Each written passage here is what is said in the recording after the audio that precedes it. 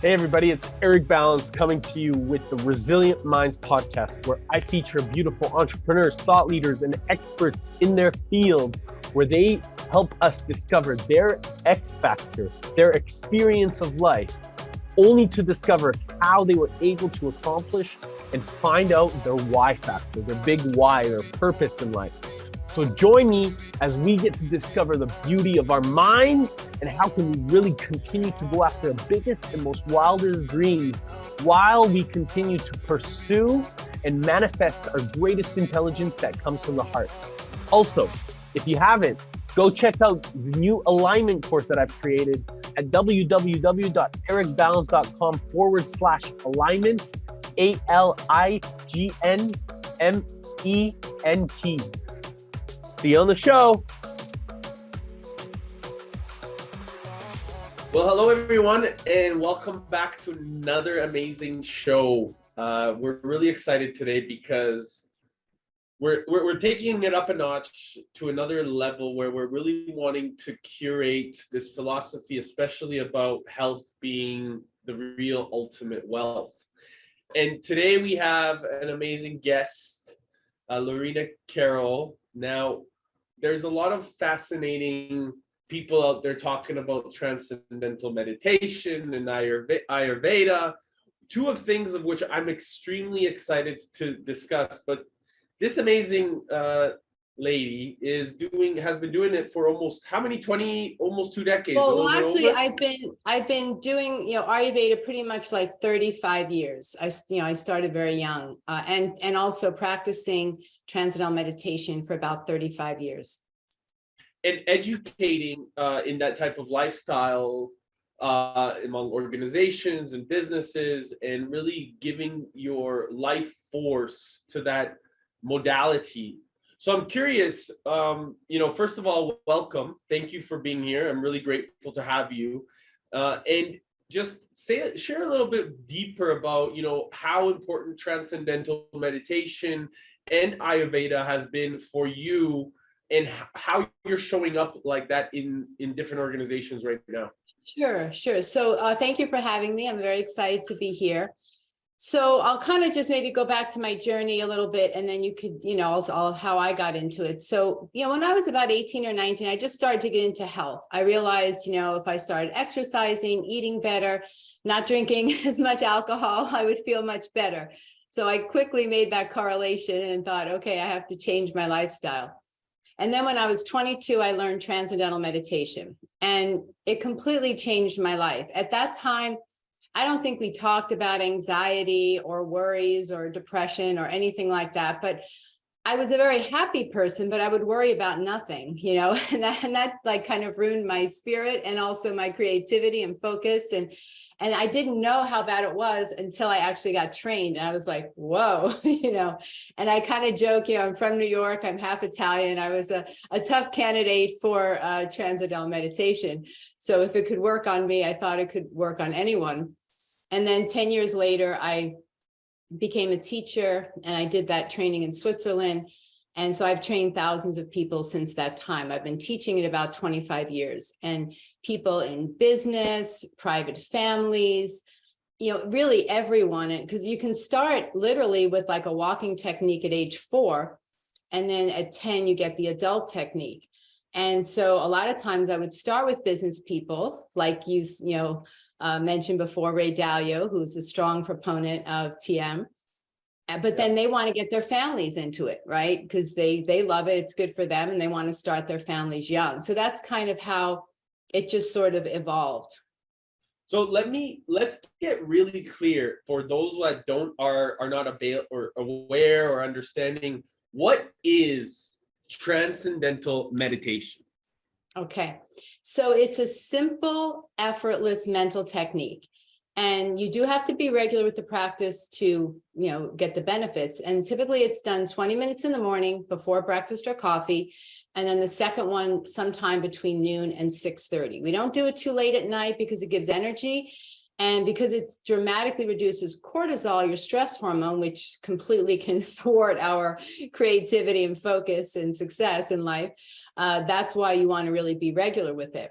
And it's a mantra based, but not religious based. So anybody, I've taught, priests, ministers, rabbis, I've taught people that are non-religious. So there's no religious component to it. So there's no belief or philosophy. It's just a technique to manage stress. And it's mantra based, but a quiet technique. So you can do it on a plane, on a train, in an office, if it's, you have a room that's a little bit private. And so it's very portable. And it's basically taking you to what we call the transcendent. So, it gets a little bit detailed, but I think your audience can probably handle it. So, we have waking, sleeping, and dreaming states of consciousness. This is what we go in and out of every day. And with Transcendental Meditation, you're cultivating a fourth major state of consciousness called transcendental consciousness. And what that's basically doing is, we have this gotta mind, gotta go here, gotta go there. And we stay on the surface of the mind. And as Ray Dalio puts it, when he first started learning TM, he felt like a ninja, that everything starts to come at him in slow motion. And when that happens, the reason why there's more success is because when things are coming at you in slow motion and you're not frazzled, you're just really able to make better decisions because there's extreme clarity of mind that you didn't have before because you're continually releasing stress. And that stress is foreign to the nervous system. And it doesn't help us be good leaders, be good at our jobs or anything that we're doing, because that stress really, 80% of all health issues we know are stress related, mental, physical, emotional, whatever it might be. So you're going to this, rather than just staying on the surface, 20 minutes twice a day, you're getting to this quieter level of the mind. We call it the source of thought. And when we come out of that, we're feeling more enlivened, we're feeling more creative and balanced. And when we talk about, I love your theme and everything about heart-led and really compassionate leadership, because even people that are in leadership roles, they don't realize that the stress causes them to probably lose good people in the company because they don't treat them well and they don't have a good interaction. And what we found is when we brought TM in companies, that people started to get along better. They were more compassionate. They, and if somebody was stressed and they weren't particularly that day, they were able to see, oh, okay, I'm not gonna, push that button today. That, he or she must be going through something, and it naturally makes you more compassionate, leading from the heart and understanding that everybody really is trying their best, but sometimes stress and strain make them behave differently or make a mistake. And, we have to have compassion in that. So that's kind of, what it's really doing. I always say, like there's so many things, solutions everywhere, to solve a lot of problems. And the thing that we're lacking a lot is the leadership. And I think that if more culture inside of organizations and if more of the leadership understood these kind of minutia, but super important things, it's small when you think about it, when we think about it, but it's huge in the bigger picture of things.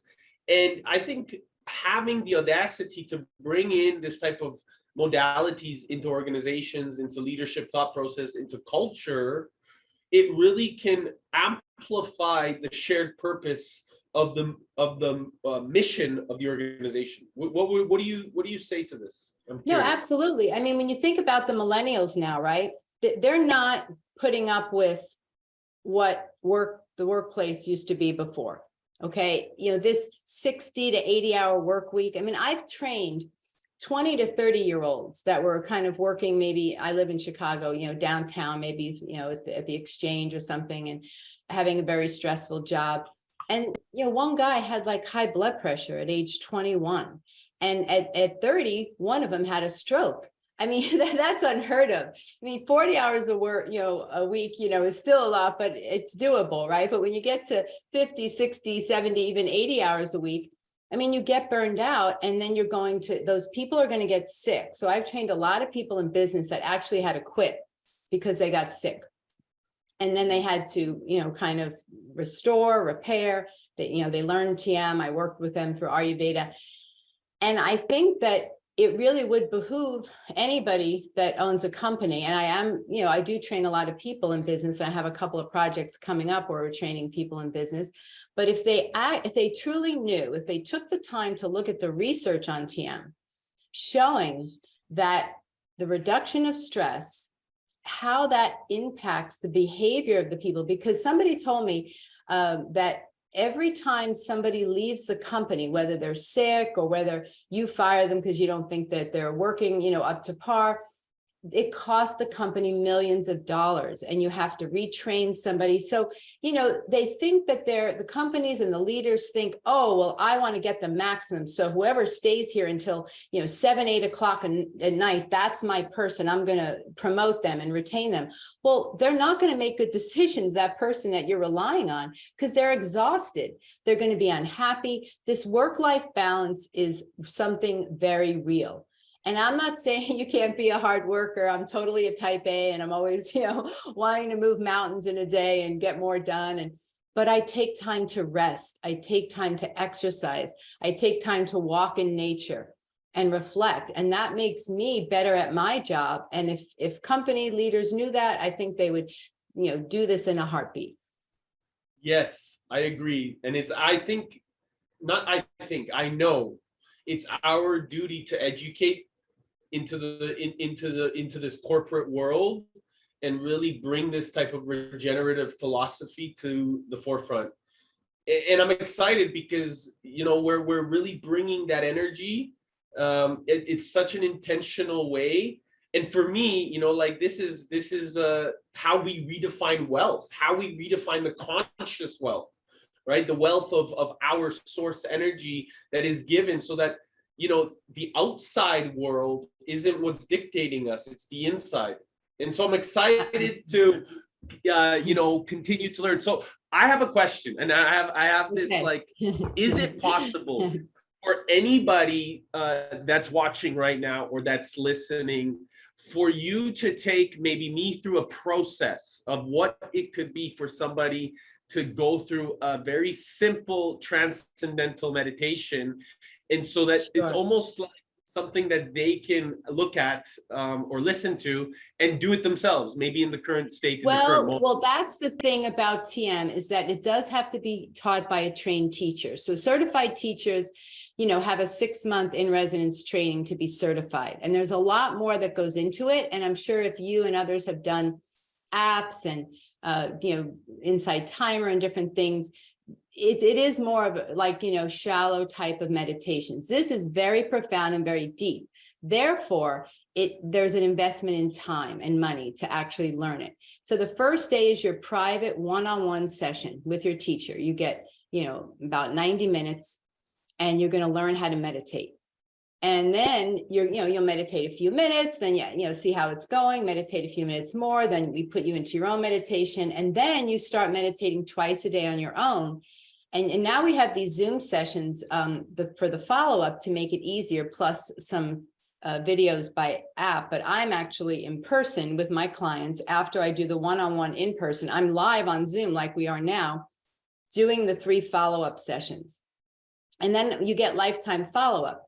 So it's a lot of personalized individual attention, because if you're doing something with a tape, or even if I can't do anything on this Zoom because it's private knowledge, and somebody might get a different mantra or whatever, and it's very specialized. So I can't really do that. I mean, I can do like a breathing exercise or something else with you if you'd like, but I really encourage anybody, and I'm, happy to come where you are and train you. Are you in Canada?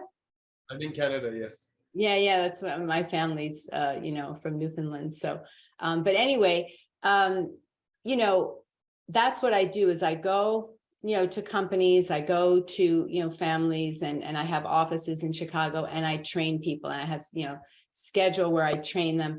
And then people are very deliberate, where they know, okay, if you're going to start this, it really doesn't make sense unless you're going to commit to the twice a day. And then in the first few days, it is so dramatic. People are sleeping better, reduction of anxiety, helping with depression, helping with blood pressure, high cholesterol, all these things, right? And then they, if they want, they can do other Ayurveda, which we can get into as well, other Ayurveda remedies and tools to have in the toolbox for, promoting good health. But that's really the first place to start, because TM literally rewires the brain. It's a completely different form of meditation. It's increasing alpha coherence in the brain, which I think you'll find interesting.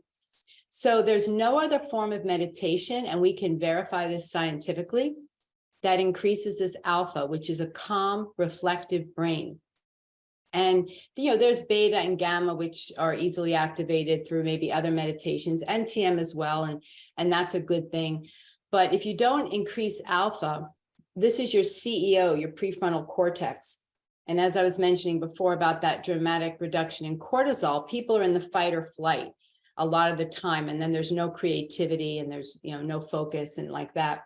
So when they do this technique, they're rewiring the brain. And so normally under stress and fatigue, there's not high alpha coherence.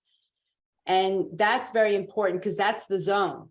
That's the flow. The psychologists call it the flow. Athletes and business people call it the zone. Like they'll come out of a meeting like, oh my gosh, I just, was on my game today. They're patting themselves on the back and they wish, can I get that every day? And you can when you practice TM. But that rewiring of the brain and coordinating the left and right hemispheres is crucial to good thinking and clarity. So that, it's a long answer to your question, but it does have to be taught, in 4 days. And I'd be happy to teach you and any of your staff there as an excuse to come to Canada. So. Yes, and I think that this is the important part, is that everybody has access to it. Everybody can access and really cultivate this creativity. I know for myself, I used to think that I don't have any creativity. I used to think that there's, I'm very limited. I have to go work hard with my body in the world to make a living and things like that. A lot of limitations that I learned from the outside world. And it was when I started to identify with myself and really start to trust in myself that I started to tap into, a really unique mechanism within. And I always say it's like, follow your heart and let your mind amplify it, and if we can really bring this, like you say, this coherence together, we can really achieve anything we want. We can really cultivate anything we want, and we can help others do the same, because we're such abundant beings. And by offering that type of knowledge and uniqueness to ourselves, we can then amplify it in terms of everywhere around us. Absolutely. Maharishi had a great quote, do less and accomplish more. And he has, as we speak, leaders of every country in the world working on even helping people get out of poverty. And so, for example, in Colombia, we have Father Mija, a Roman Catholic priest who loves Transcendental Meditation. And Colombia had the most, children that were on the streets, because their parents were maybe incarcerated or whatever. So he pulled them off the streets, got wealthy philanthropists that would come together and fund housing for these people. The kids learn Transcendental Meditation. And it was always Maharishi's idea that if you rewire the brain, even someone that came from trauma or really just unfortunate circumstances could lift themselves out more quickly of that trauma state and know their true self, their higher self, he would call it. And that's what that, the zone, like the alpha coherence, that we're expanding the mind, because we do have that negative rhetoric as we grow up and in stress and everything, that that's we're on there, like you say, I'm not I'm not creative, I'm not this, but you actually unfold your full potential. And even people that are already successful, they can actually thrive as well, because then they notice newer levels and greater levels of themselves that they didn't know, because it was clouded by stress and strain. So it's really, and intuition really grows with TM. When people talk about my gut feeling, like I just, more and more as I'm meditating, I get my gut feeling like that my energy wants to go there. And then, no, that doesn't feel good. And and when you can go more quickly into that, yes, no, rather than just being paralyzed by stress. You're afraid to make a decision because you're afraid that it's going to be wrong. And then you don't progress, right? So if you just have that awareness of like, oh, yes, that yes, no, yes, no, maybe. And if it's maybe, you put it on the pile. But, where we can just really unfold our full potential, not have the fear of moving ahead and expanding and growing financially, mentally, emotionally, like that. I love it. It's I feel like I'm in a meditation right now as you're speaking. That's great. Do you think that there is some of us that are meditating as they're actually walking the earth? So that's a great question, because we've done a lot of EEG studies where you put these like 32 electrodes on the scalp, and alpha coherence is not, just an unknown thing, but it's because of stress and strain, not many people have high levels. So Dr. Travis wrote a wonderful book, and Dr. Haroon, they traveled the world. They did EEGs of many, many different people of all backgrounds, and their brain researchers. And what they found is that, if you just grab somebody off the street, they have 35% brainwave coherence. They might be very well educated. They might even have a high IQ. But due to stress and strain, they're kind of limiting. They may be doing okay, but they're limiting. Then you have 1 to 5% of the population that have higher that alpha coherence. And I that's kind of like a little bit more meditative state in a way, because that means that they're very settled within themselves. The more alpha you have, the more settled you are within yourselves. And we've met people like that without meditation, right? And you just like, or, maybe it's a religious person, or even just a spiritual person, or even non-religious or spiritual, but they just have something that we're just a calm, and it feels meditative. They feel fluid. They feel just in that zone. And it's usually a lovely feeling. They are very kind people, most of the time, patient. They have that awareness without having to meditate. They're just naturally not angry. They're naturally leading from the heart. They're naturally compassionate. And so, yes, there are people that would have more of that meditative, enlightened, so to speak, state. But when these brain researchers had the next level, they found, so you have 35% of people here meditating or not meditating and low brainwave coherence. Then you've got your top athletes, top business people that are just really on their game, top of their game. And then you have the third level here. These are long-term meditators. They're twice as much as the 1 to 5% in that alpha range. Now, it doesn't mean you're going to be good at business or athletics or music or anything, but what it means is that whatever you're good at, it's going to help you to be, and meditative state, means different things to different people. But I think it does mean being in that flow and intuition and being kind and happy. So the reason why Maharishi brought this out is no suffering. Now, Maharishi, you might have known, he was the one that taught the Beatles, and this is a technique that came out in the 60s. And he wanted world peace. He wanted people to all live their full potential and be happy. And bliss consciousness was his big motto. Like, we have to really, he said, happiness, the purpose of life is the expansion of happiness. And when we're stressed and strained, you lose your bliss, you lose your happiness. And this can take you to another level. But to a long answer to your question, yes, some people are naturally blissful, naturally happy. They are born with some higher level of awareness, and others need more tools to really get to that state.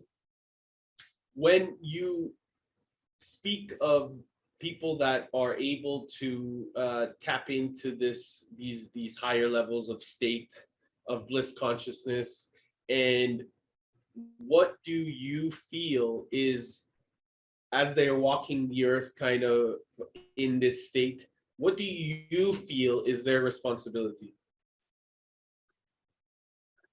I mean, some of them I think are very innocent. I don't know if they really know about what, that they're different than other people.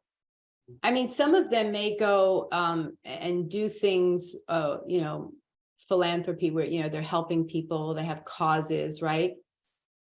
And often because they are already happy and balanced and they're not suffering, because when we're suffering, we have to be more selfish. We have to take care of ourselves. If we're really balanced, we have more to offer and to give to other people. So I would imagine that those people may already be naturally gravitating towards giving and helping other people that are less fortunate than they are. I love it. And I always say it's like the more you can tap into just being yourself, you know, the more that you actually don't need to do anything. And because if you give that level of energy just by being who you really are, not worrying too much and allowing yourself to be in this state of excitement and awareness and happiness, then naturally the world around you will you're already doing your part. So you're not actually, your responsibility is just to be. Exactly. You know, which is fascinating. And so I'd love to ask you a little bit deeper about, you know, Ayurveda. You know, people have said to me, Eric, like, your Pitta, Vata, Kapha, I don't even know, like, so I'd love to know a little bit about the three, right? Just to like really get curious about it, and just to share this beautiful, because I think it's super important, especially to take care of the body and like really bring this wealth out. Wonderful. And I want to start with something. I'll go through the Vata, Pitta, Kapha, but I want to say something that, as I look around and I meet a lot of people and I do consultations for wellness and teach them meditation, all of that, it really saddens me the level of mental and emotional. I mean, the physical is one thing, but the mental and emotional, health issues lead to physical imbalances. Absolutely. And then this labeling, right? ADHD or bipolar or all this. Now, I realize they have to, diagnose it and they have to come to it, but ADHD is actually stress induced. And so that is showing the trajectory of our world, that it wasn't as prevalent decades ago, right? And now it's all of a sudden like it's an epidemic. Now everybody, I wasn't diagnosed, now I'm diagnosed. And it gives you a really negative label. And what I like about Ayurveda is that when we talk about everyone's uniqueness, and I write this in my book, I'll go through the Vata, Pitta, Kapha and how that is at home or in the workplace, so that people can, like, I just make fun of myself with maybe one of these doshas, these bodily humors, about how I am. But I look at my strengths. I built up a lot of confidence in myself, not to beat myself up by, having maybe sort of some flaws in how I do things compared to maybe other people, because I'm more creative. I'm orderly, but I'm not as orderly as like somebody else, right? So Vata, Pitta, Kapha, these are three bodily humors or doshas. And most people are made up of all three, but one may be more dominant. You might have two that are, kind of like neck to neck in terms of a tie, that they're sort of about the same level in your physiology. And the Vata dosha, they are typically very thin and they are fast talkers. Now, this is, again, you could have part of this, but this is like the pure, what we call Vata type. When they're very balanced, they are, enthusiastic and they love people. They're real socialites, and they're talking all the time.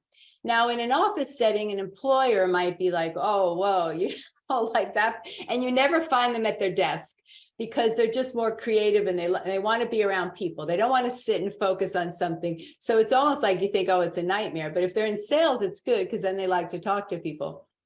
And then, of course, the Pitta types are more your type A's. They're very strict. They're very focused. They want everybody working hard in the office, right? And they might look at the Vata like, oh my gosh, well, that person just stopped talking and go back to their desk and do something. But the collaboration could be with the Vata and Pitta is that the Vata is very creative, because they're not so intensely focused at their desk, and they're getting up, moving around, talking, and letting the mind be fluid. They can actually have more creative ideas. That this Pitta person who's so type A, and they're so sort of strict, and everybody should be doing it their way, and kind of egotistical sometimes in the negative way, then they, will be very focused. So they could take the creative idea from the Vata and they have that focus to implement it. So there's where the collaboration comes in. Then you have, the Kapha dosha, which is more calm, steady, slow, brain moves very slowly, which drives the Pittas absolutely crazy, but they're good because they have stamina. Because the Vata and Pitta, they're going to burn out because the Pitta is working too hard and the Vata is just also, floating around and expending too much energy. But the Kapha retains energy, doesn't talk a lot, doesn't work hard, but they, slow and steady wins the race. When everybody peters out, they're going to be the ones, because they can also, if they have some Pitta, have a sharp mind, and then they're going to, have stamina. So there's these three bodily humors that we all have a combination of.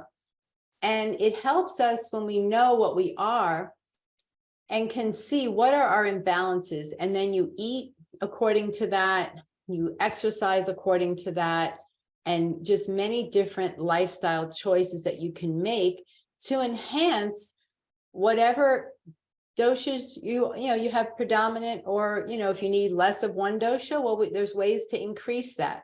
So that's kind of just a little bit of an overview. I love it. And how do you find out, like, if somebody comes to you and say, hey, Laurina, I want to know what I am, like, let's do it on me. There's a test. Yeah, there's a test that you take. You can also do pulse diagnosis. And that right here in the radial pulse, you can put your 3 fingers and you can feel it. I would know by putting my fingers on their pulse, because that would indicate the Vata, Pitta, Kapha. But I do a lot online, Zoom, because I lecture and basically consult with people around the world. So I'll have them fill out a questionnaire. And it's very easy for me to see, and for them too, what they are predominantly. And even by what I just told you, you can sort of figure out, oh, I'm Pitta or Vata, or sometimes Kapha, or, you can kind of figure out. And then, it goes according to the body type as well.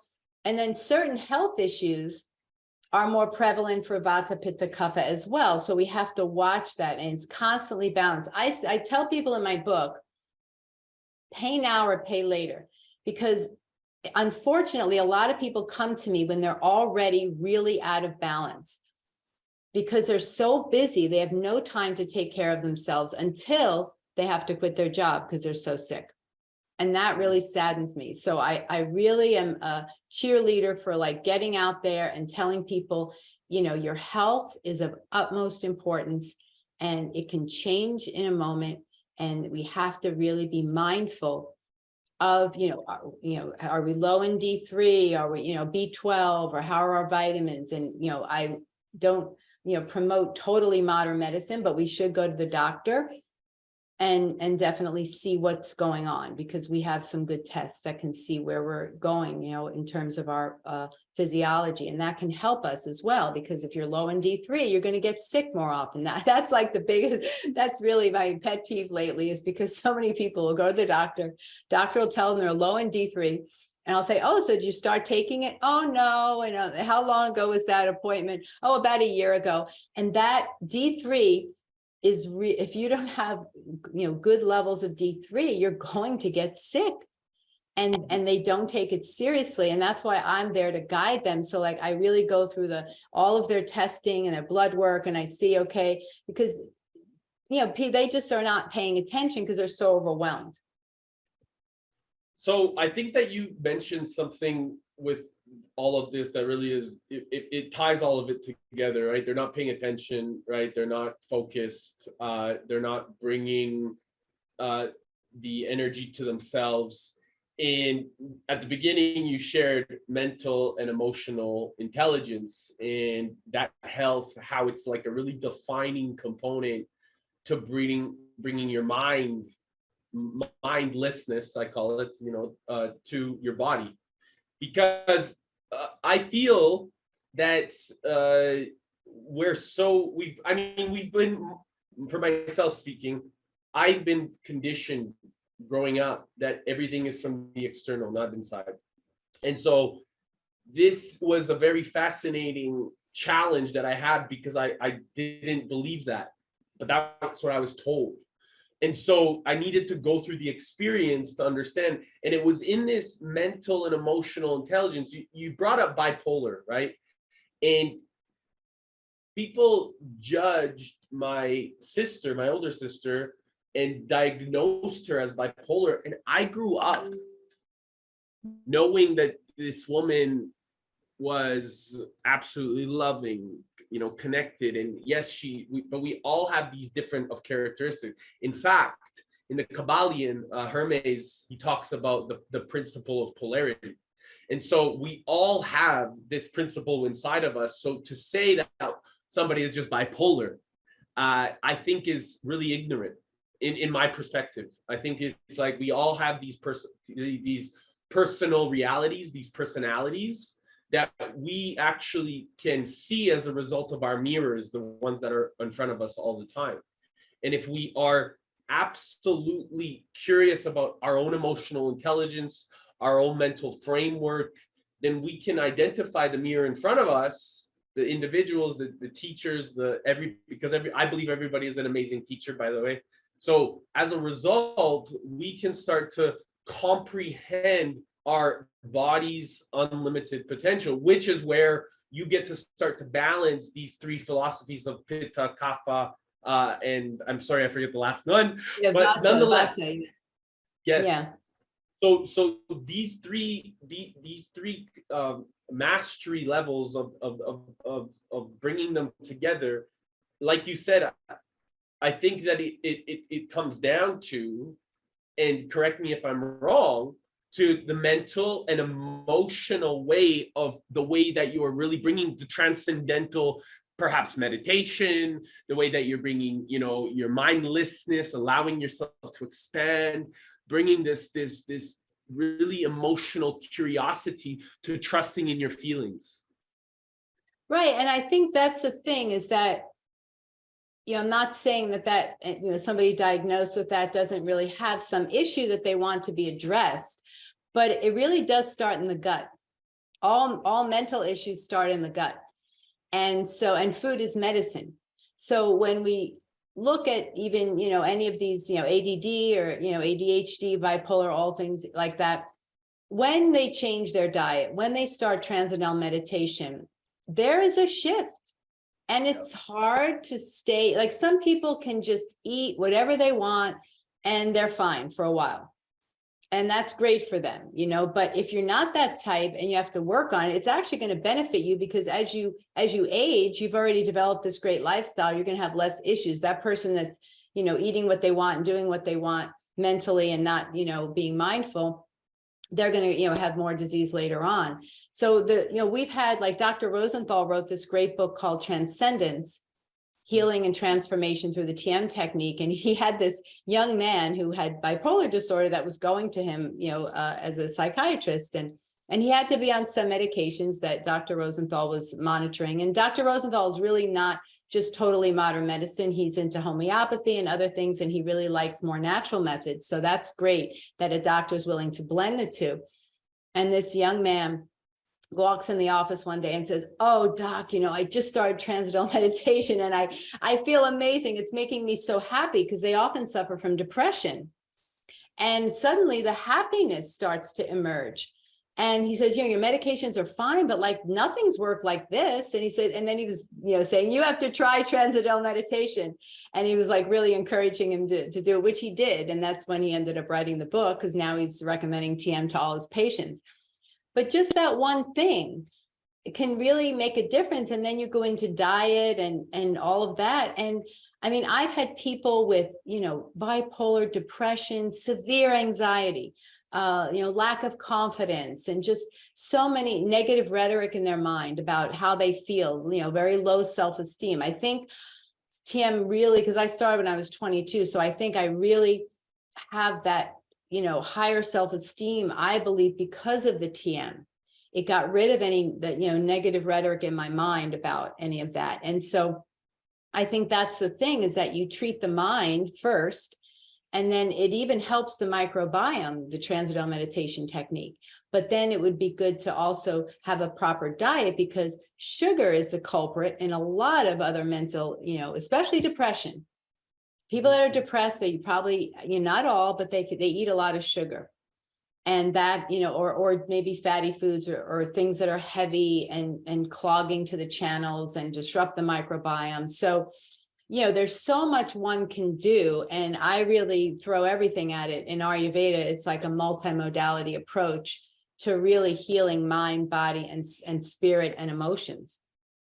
I love it. I love it. I think it's it's absolutely, and first of all, like, I think, doing it for 25 years and creating the mastery of self, and then, contributing that energy to what you're doing is absolutely, it's so beautiful and so important. And I really believe it's taking a new step forward too now. I think that the more, I don't know when you started, if it was as big or more of an awareness to it. I'm not aware of that, but I am aware that now, through my own journey, I'm seeing the importance of it and the applications to really bringing this philosophy into like greater organizations. Because like you said, Right. Millennials, my generation, like we are not wanting to be in a place that is disempowering. In fact, we refuse to be. And I think that now is, as we're like, what is happening in society and its expectations, we're really laying a new foundation for what we want to bring to our future generations, for our children, so that they're living their life full of dreams, so that we're leaving behind this world better than we found it. And I know that, for me, this is an absolute mission. For me, this is like a number one priority, because if we all collectively take more responsibility of our current societal expectations, perhaps we can start appreciating each other a little bit more. Perhaps we can, leave this beautiful home that we have a little bit better than when we found it. And I think that when we do that in a collective manner, inside of organizations, inside of different industries, inside of different verticals across businesses, then we are, leaving, we're living in the highest principles of integrity and alignment. Because once we're serving that highest realm, we become masters of the physical. No, absolutely. And, back to where, Transcendental Meditation started. So it was very popular in the 60s. So the Beatles learned this technique. And, what people don't really realize, because most of us were very young at the time, or maybe not even born, is that he was on the Merv Griffin show, and Burt Reynolds, Clint Eastwood, people, Joe Namath, people that are in their 80s. Joe Namath used Transcendental Meditation to take his team to the Super Bowl. And the funny thing about that is they were the rookie team that year, and they only played in like this lottery thing. So they thought, oh, they're the worst team in the world. They're going to just come in, and then they're not really Super Bowl material yet. They just did it as a lottery. They didn't get into the Super Bowl, but they did by this lottery, and they won the Super Bowl. So it's the power of the mind, that they had talent, but they might have been nervous, or, young team. And then they just won, and it was like a big upset. So, Transcendental Meditation has really, it's been around a long time. But then I think once we, 60s and 70s, it was very popular. We had lots of people learning. And then, 80s and 90s, people sort of weren't really taking care of their health as much, right? Or not into like meditation. And then it just, when the business world really got into TM and started coming out and talking about it, and then Oprah and Ellen and all these very influential people, and Ray Dalio, Tim Ferriss. I mean, I could go on and on, even Jerry Seinfeld. And so when they all started to come out now, and what's great about that, I don't know how much you know about this, but Paul McCartney, Ringo Starr, and Jerry Seinfeld, many of the great stars, they are basically doing concerts and events where we can raise money for war veterans and women that have been the victims of abuse or violence, because TM is really good for post-traumatic stress. Absolutely. Yeah. So we find that within 8 weeks of meditating, PTSD symptoms get reduced by 50%. I've taught a lot of police officers and first responders, and they're finding relief from that. So that's another area that we go into, which is so beautiful because some people have really tough jobs. We can't even imagine, what they go through to try to protect us, or, even doctors and nurses, in the ER. And it's just unbelievable what they go through. And they, sometimes they're doing like a 13 to 24-hour shift. And it really takes a toll, on the mind and body. And what they see, all this trauma around them does affect them. So TM is very good for trauma and PTSD. And that's a great thing, is that it is a sliding scale based. And if people really can't afford it, we usually have funding that they could learn it. So that's what I love as well, that it's not, while people will pay for it if they can't afford it, if they really, really can't afford it and they're sincere to meditate twice a day, we will find a way to make them, able to learn. I love it. How can more people find out about you, about your book? Tell us, where they can reach out to you. Sure. So that people can access your wisdom, your mission, and your abilities, because I think it's super important. Yeah, so my book is Perfect Health for Busy People. It's a Maharishi Ayurveda guide to living a longer and happier life. And I go all into transcendental meditation and so many other modalities to help your health. And my website is www.wellnesswithlaurina.com, and that's LAURINA. So they could go there. And then if people want to learn anywhere in the world, at least in the United States, it's tm.org. So for the meditation, if you're in the Chicago area, you can just go to my website, but it's tm.org to learn more about transcendental meditation. Amazing. So I'll make sure that that's all in the show notes for anybody that's looking for the links later. And so I'm curious to know, as you continue growing, as you continue serving, what's kind of next for you? Do you have like a mission, like a vision that you see for the next 1 year, 5 years? So my big vision, and it's not going to be an easy feat, is I want to have, and we have some already, natural health centers. And we have a lot of it already. We have like what they call Maharishi Ayurveda clinics. We have one in Fairfield, Iowa. We have one in Germany. I forget what the city.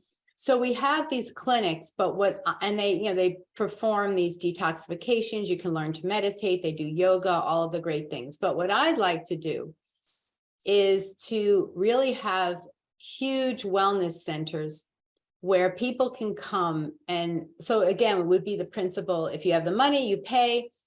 And if you don't have the money, you don't have to pay. Because the problem with our healthcare system is that it's very expensive to have natural approaches to health, right? If you want to go for a detox or go somewhere, it's very expensive. If you want to go to a functional medicine doctor, it costs you thousands of dollars. So somewhere you can go, and there has to be a way to scale back and not make it doesn't have to be that expensive, in my opinion. And they go to this center, which would be really big, and maybe even able to stay overnight. And they would basically be, if say they're very anxious, they're depressed, and modern medicine is not helping them. They've tried other modalities of things that, they're not helping. And they can go there and have still doctors there, but doctors who are more holistic, oversee them, but they can maybe stay a couple of days, if they need to. Maybe they can do a 1 week detox, and they can learn transcendental meditation. They'll do yoga and all of that. And this way they can really heal in a more natural way. But if they needed modern medicine, that would be available. It's almost like a collaboration with a hospital. So having some type of a hospital facility there, if it's, more dire and they need some medical attention. But if it's just really, they're anxious, they're depressed, they're just not feeling well, they need to reboot, that they have somewhere to go where it doesn't have to cost them anything, that it could be more, holistic, like everything we've talked about today. What do you need to make the vision a reality? I'm curious. Yeah, probably funding.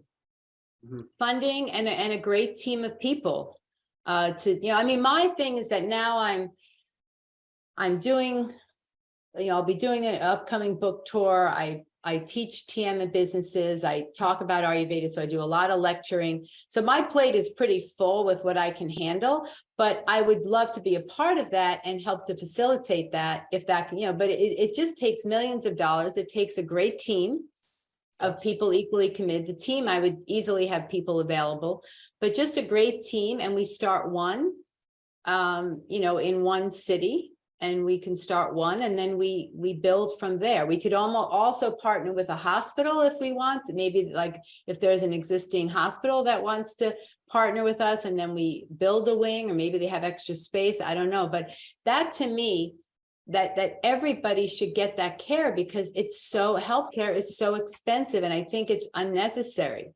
I think it's disingenuous how it is, basically the pharmaceutical companies and the whole thing. I just think it's not good. I don't see that really going to be helpful for people if they want to heal, truly heal. Absolutely. I think, we should have access to be able to be as healthy as possible. It should be our birthright. You know what I mean? Absolutely. Care of each other in a capacity.